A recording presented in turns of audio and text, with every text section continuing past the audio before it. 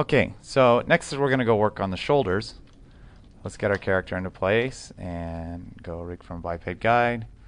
Let's go look at the arm texture. Actually, there's quite a few things here. Oh, let's look at the shoulders. Okay, so the shoulders come next. So I can say here under arm attachment, we've got a whole bunch of options for arms, arch, shoulder, and the shoulders, or arms, arch, shoulder, and the hips. I should also add, if you want your fingers to be 3D chain, if you want weird tree branch fingers and stuff like that, you can do that right here. Typically fingers are plane constrained, but if you don't want them to be, choose that. So here we go. So I'll do the regular FK arm style shoulders. Just open this up.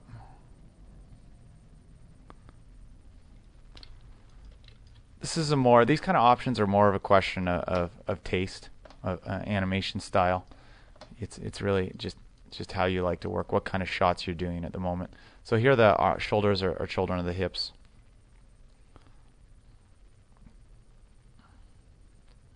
Just load this up. And so the difference of these different kind of rigs, if I go in here and have the shoulders running, on this guy, if I rotate the shoulders, the arms follow. Whereas on this guy, the shoulders don't change the arm pose. The shoulders go in. If I have a key on this, then it'll come in and it'll stick to where it is, just moving that up. Kind of a shrugging shoulder style. Whereas this one is a pure FK style on the arms.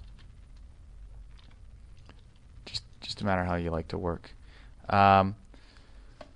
So some of the other neat parts are the belly and in the ears. Actually, I'll get into the belly and the ears. So the belly and the ears. Let's go get rid of these rigs here.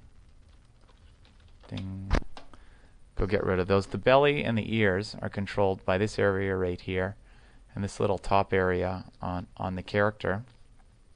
And what they do is they hook up a spring system and bring that into the character. We're really doing a lot more integrating characters and dynamics, because there's just a lot of opportunity there in terms of speeding up the character animation process, bring things closer to life.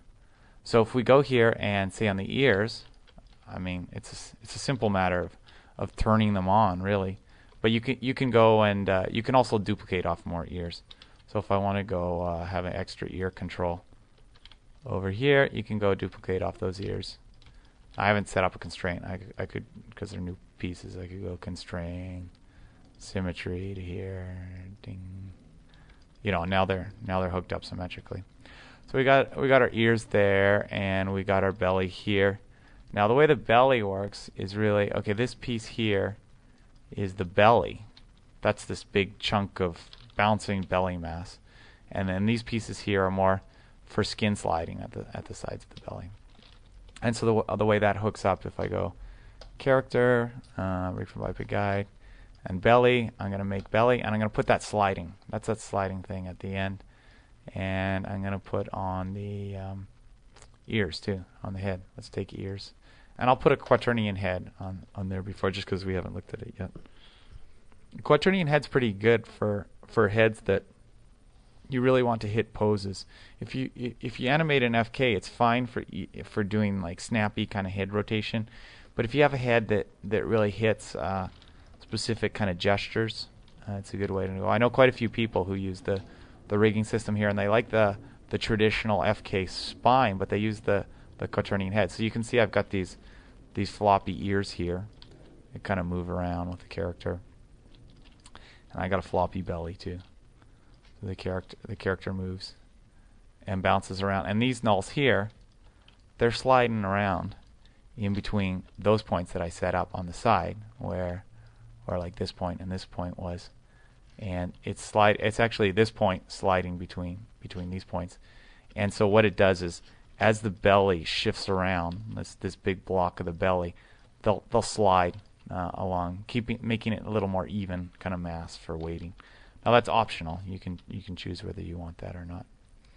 Here's the belly bouncing around, and also on the neck, you can see. So now we've got more of a neck where it's not FK, where it's pose based, where you can really go hit the different pose that you want in the neck. And there are quite a few setups where that makes a lot of sense. So let's go next, and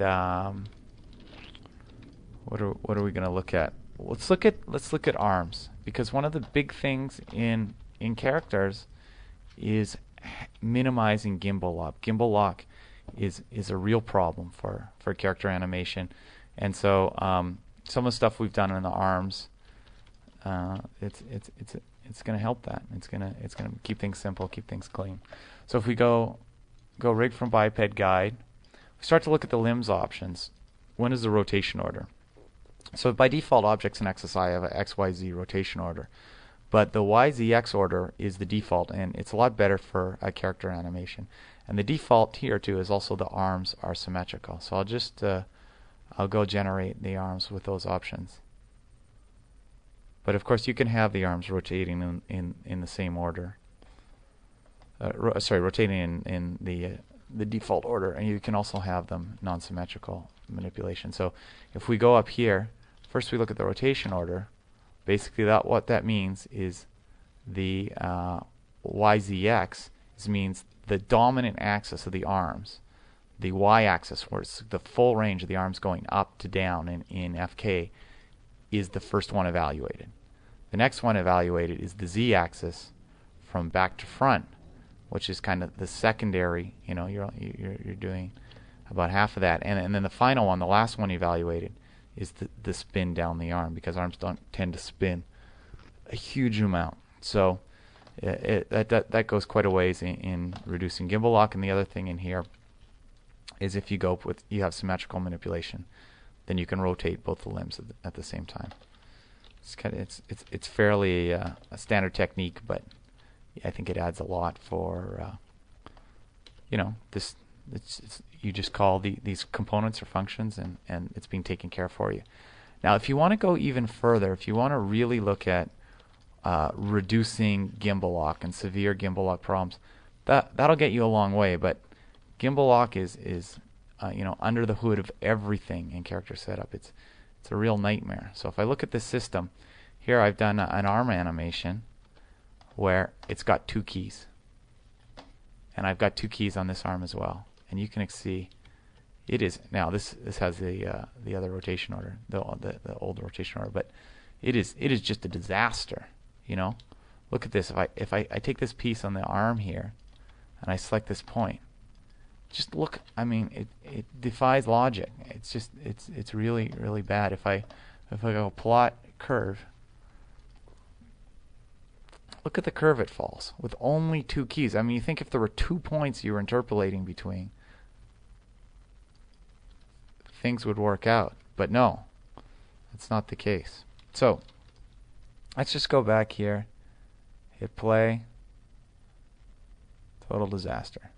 So what we have here that you can also do is go in and, of course I picked a pose that exaggerated it, but no matter what you do, you will always have some small form of gimbal lock when you're animating rotations, unless you're completely zeroed out or rotating along one axis.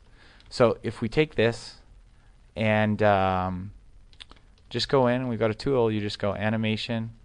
And I'll just show you too. Let's turn on animation ghosting. So here you can see the path of that racket. Really bad. So let's go in and just take these things and go animation, convert Euler rotations to quaternion. Look at what it did.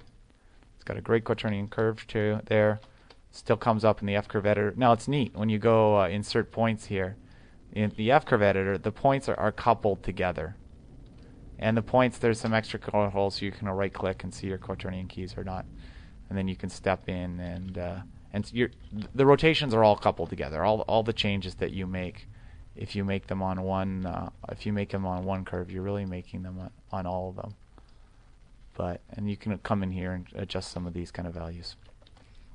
That's just a side step. I mean, arm animation is a big deal, and limiting it through the right rotation order and through quaternions is important. Also, on the other one, if you have this and you want to go back, you do some subkeys or you do some stuff, then you can just go back, convert quaternion rotation to Euler, and you're back. So there's some good techniques in there.